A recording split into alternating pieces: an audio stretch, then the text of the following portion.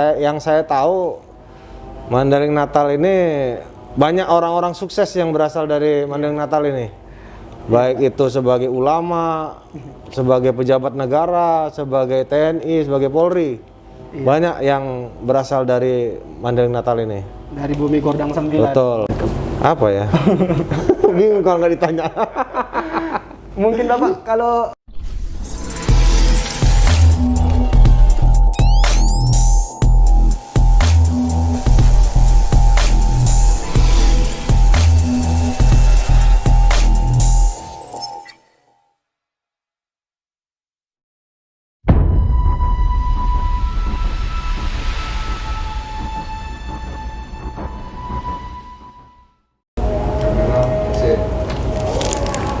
Assalamualaikum warahmatullahi wabarakatuh, teman-teman setiap pendengar podcast dimanapun kalian berada. Ketemu lagi dengan saya Khairul Ihsan, tentunya putra berbakat Kabupaten Mandailing Natal, kembali hadir menyapa teman-teman dimanapun berada. Seperti biasa, saya selalu mendatangkan bintang tamu yang luar biasa.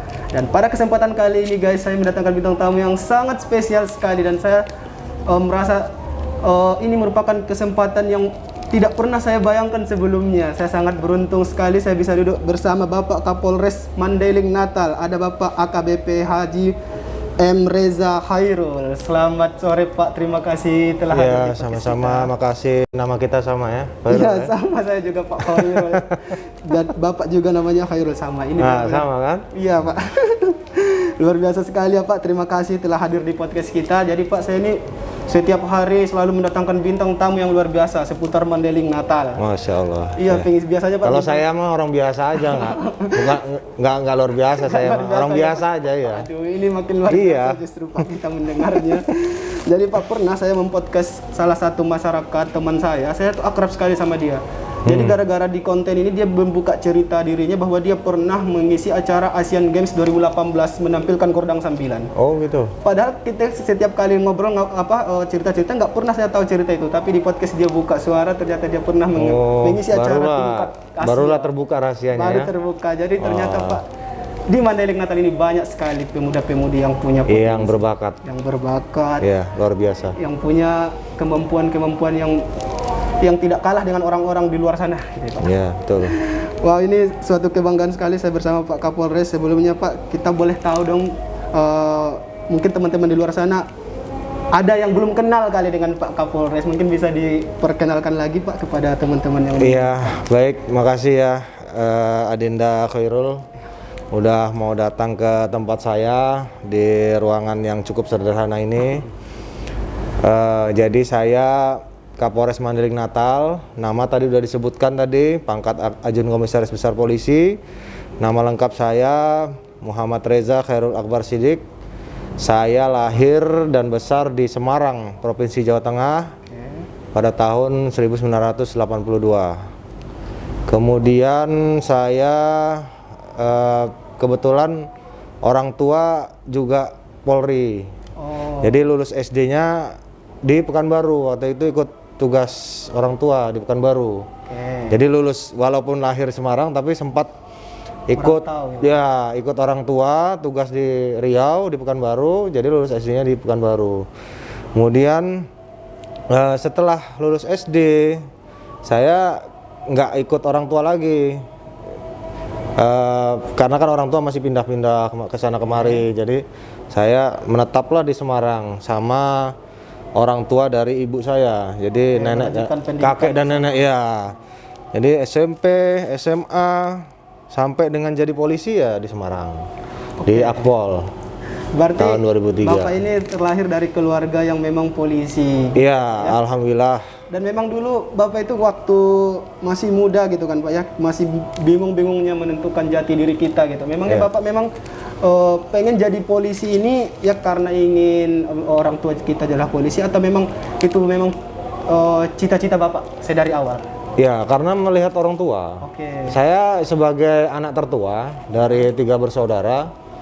Jadi ketika saya SMP, ayah saya kebetulan bertugas di Akademi Kepolisian di Semarang. Nah, otomatis kan kita juga ikut tinggal di dalam lembaga pendidikan ya di di asramanya Akademi Kepolisian. Setiap hari kita melihat para taruna Akademi Kepolisian, ya kan? Berarti ada kekaguman di situ muncul. Iya, pasti jelas. Nah, dan juga saya pun di sekolah pun juga aktif untuk kegiatan ekstrakurikuler, mulai dari PKS, Pramuka, Paskibra. Nah, itu akhirnya menumbuhkan rasa ingin seperti para taruna Akademi Kepolisian gitu. Jadi ingin seperti orang tua saya begitu. Oke, jadi karena alasan itu akhirnya rasa cinta itu tumbuh sendiri gitu Pak ya, Iya. untuk menjadi bagian keluarga dari kepolisian. Iya, iya. Nah ini kan Bapak jadi maksud saya menjadi pemimpin atau Kapolres di Mandailing Natal mungkin baru terhitung bulan ya Pak ya. Iya, jalan 3 bulan lah. Jalan 3 bulan. Bagaimana sih perasaan Bapak ketika dulu ya, ketika waktu ditugas lama, bertugas di tempat yang lama, tahu Bapak bakalan dipindahkan ke Mandailing Natal itu kemarin perasaannya seperti apa sih Pak? Dan sekarang sudah 3 bulan di sini rasanya seperti apa gitu Pak? Bertemu masyarakat Mandailing Natal. Iya, jadi saya tidak menyangka akan ditugaskan di Mandailing Natal. Karena saya pun juga bertugas di Sumatera Utara ini baru sekitar 2 tahun. Oke. Tahun 2019 bulan Desember saya masuk setelah menyelesaikan sekolah staf dan pimpinan menengah di Bandung. Itu saya masuk Sumut. Saya tugas di Medan, baik di Polrestabes maupun di Polda. Barulah di Desember 2021 barulah mendapatkan amanah tugas sebagai Kapolres Mandailing Natal. Jadi bahkan selama 2 tahun di Sumut, saya juga belum pernah menginjakkan kaki saya di Mandailing Natal. Jadi belum sama sekali belum tahu. Ada gambaran ya Pak. Iya, pada saat saya tugas di Polda pun juga nggak pernah ada dinas apakah supervisi atau apa gitu ke gitu, Pak, ya apa supervisi maupun asistensi ke Polres Mandailing Natal tuh nggak pernah gitu. Paling jauh saya cuman sampai Taput. Kalau jalur ke arah sini Taput, Humbahas, cuman itulah. Tapi ke arah sini Tapsel, Sidempuan, Madinah ini belum pernah. Nah, artinya saya ya cukup kaget, cukup surprise. Itu karena belum tahu sebelumnya. Kalau misalnya kita pada saat tugas di Polda Sumut itu pernah kemari ya mungkin sudah ada gambaran. Oh, Mandailing Natal seperti ini. Tapi karena kita tiba-tiba begitu melihat SK itu Mandailing Natal, kaget juga gitu. Daerah yang belum pernah saya pinjak. Gitu. Iya, berarti tapi di balik itu semua begitu beruntung orang Mandailing Natal dipimpin oleh Bapak. Amin, amin. Bapak Reza Khairul. Ini udah terhitung 3 bulan nih. Iya. Bapak gimana nih bergaul dengan masyarakat kita, melihat mungkin sudah pernah pergi ke tempat wisata barangkali. Apa kesan yang Bapak ambil selama 3 bulan inilah kita hitung ya? Selama jalan 3 bulan. Jadi saya dilantik itu di tanggal 22 Desember tahun 2021. Begitu habis dilantik, malamnya saya langsung berangkat ke Madinah. Ya, kesan saya di sini masyarakatnya cukup agamis. Ya, cukup juga, ya, karena kita tahu Madinah ini terkenal dengan julukan Serambi Mekahnya Sumatera Utara. Kota 1000 santri. Jadi cukup agamis masyarakatnya, cukup ya ramah, taat, beribadat ya. Sesuai dengan ininya motonya Madinah kan, negeri yang beradat, taat, beribadat. Nah, jadi sesuai dengan banyaknya pondok-pondok pesantren. Setiap pagi dan sore pemandangan saya berangkat ke kantor melihat santri juga berangkat ke pondoknya masing-masing. Juga banyak. Ya, pulang dari kantor ke rumah juga pemandangan saya kiri dan kanan itu santriwan santriwati juga. Ya, itu pemandangan yang menyejukkan ya Pak ya, ke lokasi mau ke tempat kerja bertemu anak-anak santri. Betul. Wah, luar biasa sekali nih Pak Kapolres. Semoga betah ya untuk di Mandailing Natal. Insya Allah, amin. Karena potensial targetnya itu kebanyakan ya anak muda, remaja, khususnya yang putri. Yang lemah ya Pak ya. Nah, itu potensial target adalah yang lemah. Korbannya kebanyakan itu remaja-remaja putri. Itu sambil naik kereta, naik sepeda motor sambil teleponan atau sambil atau walaupun membonceng dia sambil, nah itu kan Kayak chattingan-chattingan gitu. ya, jadi saya himbau ya jangan apa namanya memancing untuk menjadi korban. Iya, betul. Gitu. Jadi Kadang saya kejahatan itu muncul dari itu ya, Pak. Ya? adanya kesempatan gitu. Oh, luar biasa sekali. Selain niat ada kesempatan gitu kan. Iya, kalau dia melihat ada potensi untuk itu kan Pak, pasti kalau udah niat dalam pasti dia. Iya, jadi selain remaja putri juga pokoknya kaum perempuan. Perempuan dan anak-anak biasanya yang potensial targetnya itu. Hanya selain HP juga membawa tas atau apa perhiasan, nggak usah lah terlalu. Apalagi di malam hari ya Pak ya. Ya, tidak usah terlalu menonjol gitu. Jangan memancing orang untuk berbuat nekat gitu. ya untuk menjalankan niatnya Iya, gitu kan. Nah, jangan memberikan kesempatan itu. Ya betul, luar biasa sekali. Iya. Sekarang Pak, ini kita melihat di sosial media ada program yang sangat luar biasa nih dari Kepolisian Resor Mandailing Natal, yaitu kalau salah mohon maaf nih Pak ya, ini pos jubah polisi Jumat Berkah. Itu betul nggak sih Pak? Iya, Ini betul. bisa Bapak ceritakan seperti apa sih program pos jubah ini? Iya, jadi pos singkatannya adalah pos jubah.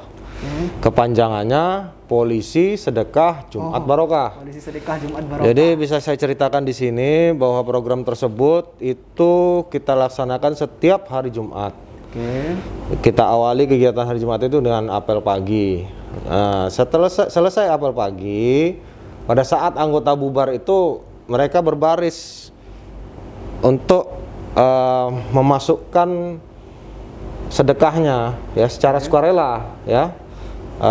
Tapi tiap Jumat kita laksanakan seperti itu karena di hari Jumat itu juga ada kegiatan kita pembinaan rohani dan mental. Oke. Jadi sehabis apel pagi di lapangan, kita yang muslim, jadi sebelum berangkat ke masjid kita menyeberang ke sana ke masjid, itu berbaris, masukkanlah.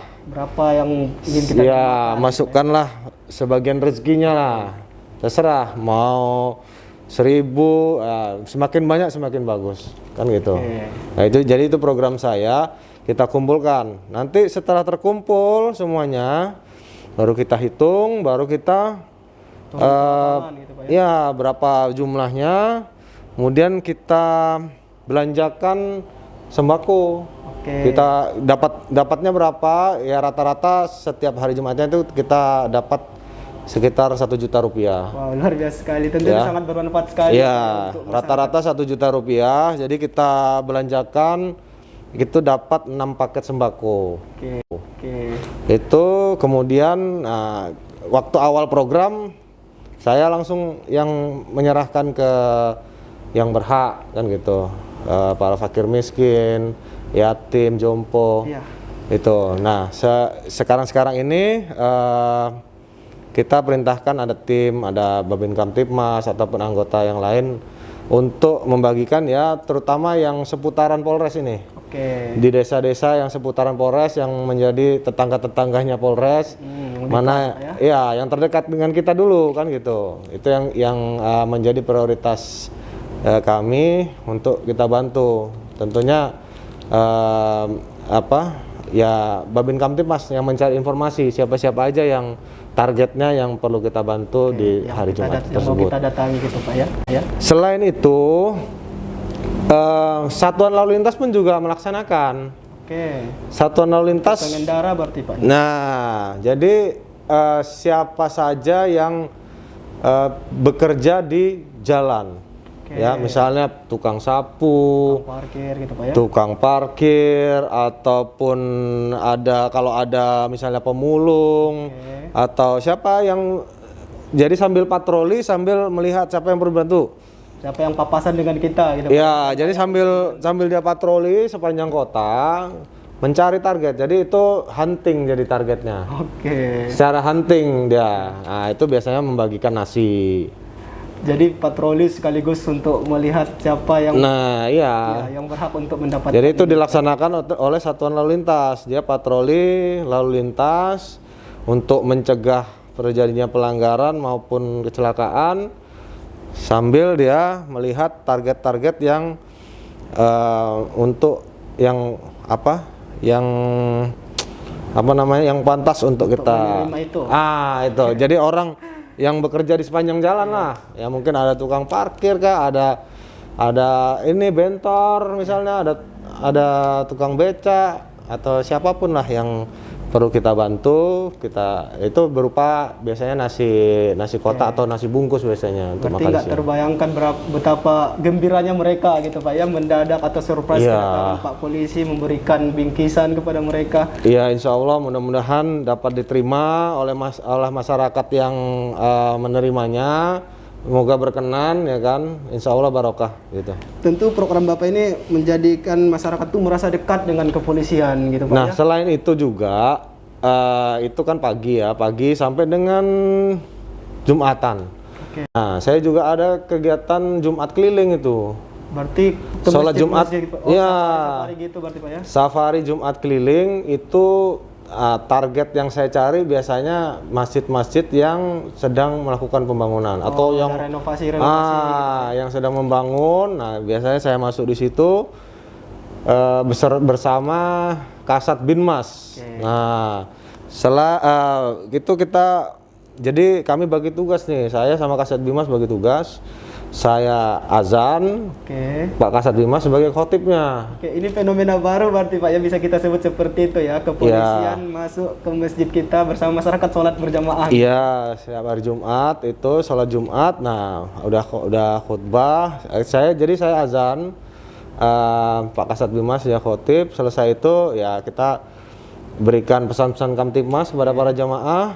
Terus kita sampaikan sumbangan kita untuk biaya renovasi, termasuk juga membagikan Al-Quran. Oh, jadi mungkin butuh Ya, betul, bantuan, ya. dan juga mungkin Al-Quran. Iya, Al-Quran untuk memenuhi koleksi di perpustakaannya. Biar gitu. anak-anak di sekitar masjid juga termotivasi ya Pak ya untuk mengunjungi masjid mengaji Al-Quran. Iya, pasti. Ini tentu luar biasa sekali ya program dari Bapak Kapolres kita. Tentu ini sangat menginspirasi mungkin dari lembaga-lembaga kepolisian lain. Apa yang dilakukan oleh Bapak kita itu pos jubah polisi Jumat, sedekah Jumat berkah. Iya.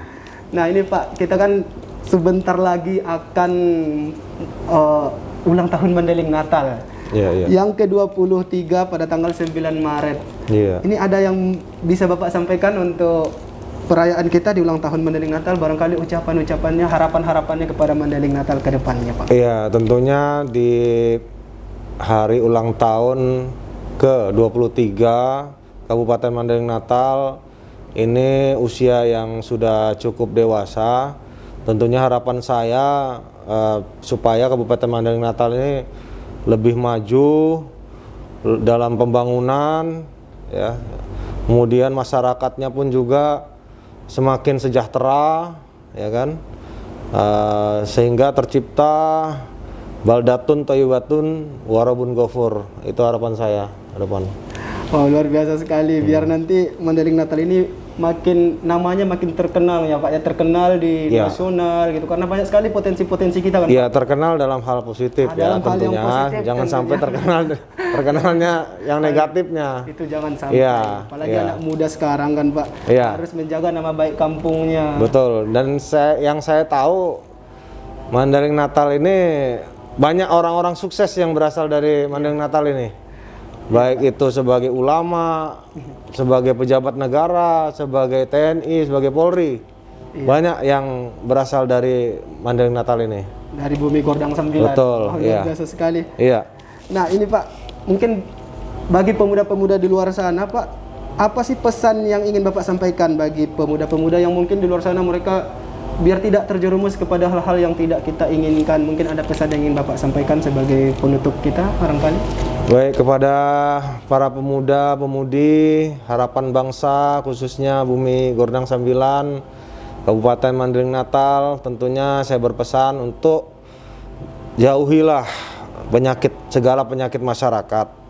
Jadi penyakit masyarakat itu bukan hanya narkoba, di situ ada judi, di situ ada minum-minuman keras, di situ ada prostitusi, juga ada premanisme di situ. Dan juga ada penyimpangan seksual ya. LGBT itu termasuk juga penyakit masyarakat. Bahwa penyakit masyarakat ini memang tidak akan bisa hilang dari muka bumi ini sudah merupakan takdir ataupun kodrat dari Allah Subhanahu wa taala. Penyakit masyarakat ini dari zaman Nabi Adam sampai dengan saat ini itu sudah ada dan tidak akan pernah punah dari muka bumi ini. Tentunya yang bisa kita lakukan adalah untuk meminimalisir ataupun mencegah. Nah, khususnya para pemuda-pemudi, ya hindarilah dengan menyibukkan diri kita dengan aktivitas-aktivitas yang positif, baik itu aktivitas di bidang akademis ataupun di bidang olahraga dan lain-lainnya yang positif. Ya seperti Adinda Khairul ini juga termasuk positif juga ini, sebagai YouTuber ya kan, melakukan podcast ya, istilahnya memperkenalkan potensi-potensi di Kabupaten Mandailing Natal ini yang positif. Nah, jadi itulah harapan saya kepada para pemuda-pemudi untuk menjauhi, menghindari, serta juga tentunya Polri dalam hal ini tidak bisa bekerja sendiri. Ya, butuh ya, Pak, ya? Peran serta aktif dari seluruh elemen masyarakat, baik itu tokoh pemuda, tokoh agama, tokoh masyarakat, pemerintah kabupaten, kemudian dari seluruh stakeholder terkait maupun seluruh masyarakat, khususnya para orang tua pun juga perlu peran serta aktifnya juga supaya anak-anak kita, adik-adik kita, saudara-saudara kita terhindar dari bahayanya penyakit masyarakat itu. Jadi itulah mungkin harapan saya, sama-sama, mari kita sama-sama untuk memberantas segala penyakit masyarakat sesuai dengan tugas pokok, fungsi dan kewenangannya masing-masing. Polri bekerja, sesuai dengan tugasnya masing-masing. Ulama tugasnya apa, orang tua apa, pemerintah apa, ya kan? Tokoh pemuda apa perannya itu. Jadi kami tentunya butuh bantuan itu. Kami tidak bisa bekerja sendiri, dan semua orang juga tidak bisa bekerja sendiri. Ya, betul. Ya, tidak hanya Polri, tapi semuanya butuh kerjasama yang baik, butuh satu kesatuan gitu, betul, Pak, ya? Butuh suatu komunikasi, koordinasi serta kolaborasi untuk dalam segala hal. Itu. Wah, ini luar biasa sekali nih pesan dari Bapak Kapolres untuk muda-mudi. Berarti kita ini sebagai muda-mudi harus mengembangkan potensi yang ada dalam diri kita, ya, Pak. Selama itu positif, jangan pernah takut untuk berbuat yang baik. Betul. Karena tidak ada yang namanya karya yang akan tidak dihargai gitu, Pak. Ya, selama itu positif pasti akan dihargai juga. Daripada kita berbuat yang tidak seperti pesan Pak Kapolres tadi. Betul. Banyak sekali sebenarnya pelanggaran-pelanggaran yang berpotensi kita lakukan, tapi setidaknya jangan kita ikut di dalam itu, ya, Pak. Ya, jangan sampai terlibat di dalam situ. Dan kalau kita melihat kemungkaran, mungkin teman kita bisa dinasihati. Amar ma'ruf nahi mungkar lah. Ya. Sehingga bisa meminimalisir potensi-potensi kenakalan-kenakalan remaja. Intinya tingkatkan keimanan dan ketakwaan terhadap Allah Subhanahu wa taala. Karena dengan itu sendiri yang akan membatasi kita untuk hal-hal yang kurang baik, ya, Pak. Ya. Oh, ini luar biasa sekali, banyak sekali saya belajar dari sosok Pak Kapolres, tentu sangat menginspirasi sekali. Teman-teman juga sudah mendengarkan tentunya. Nah, ini Pak, mungkin ada lagi yang ingin Bapak sampaikan? Terakhir, ini tidak pertanyaan, ini mungkin Bapak yang ingin menyampaikan sesuatu sebelum kita tutup. Apa ya? Bingung kalau nggak ditanya. Mungkin Bapak kalau hobi, ini terakhir lah ini, hobi Bapak ini apa? Mungkin teman-teman belum di luar hobi belum tahu yang kan Pak. Mungkin mereka baru taunya Pak Reza ini seragam polisi di luar. Oke, ini hobinya dulu nih. Kita mungkin belum tahu. Ya, hobi saya kalau olahraga ya ada juga di IG saya itu. Saya sering bermain sepeda. Gitu. Kalau apa yang sudah saya lakukan di sini bermain sepeda. Kemudian kalau sama keluarga, sama istri ya jalan sehat gitu. Ya jogging ya seperti itulah. Karena butuh kebugaran, ya, Pak, ya. Betul ya, untuk menjaga stamina. Oh ya, saya lupa, ini masih masa pandemi. Tentunya saya berpesan kepada seluruh pemirsa di masa pandemi Covid ini, sesuai dengan arahan Bapak Presiden Republik Indonesia, hanya ada dua cara yang bisa untuk kita menanggulangi ataupun menahan dari bahaya serangan dari virus Omikron yang saat ini sedang merebak. Ya, ya. Jadi hanya dua, yaitu yang pertama adalah dengan melakukan vaksinasi. Ya, baik itu dosis yang pertama, kedua maupun yang ketiga.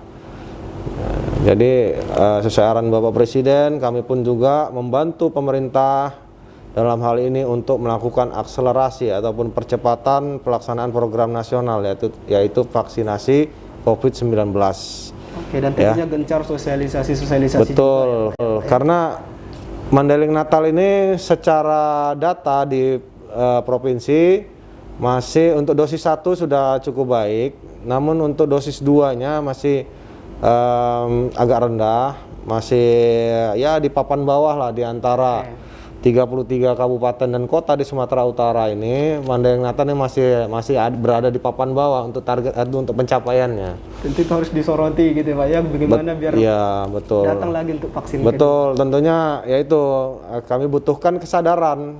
Kami menghimbau untuk seluruh masyarakat ya untuk sadar untuk melaksanakan vaksinasi.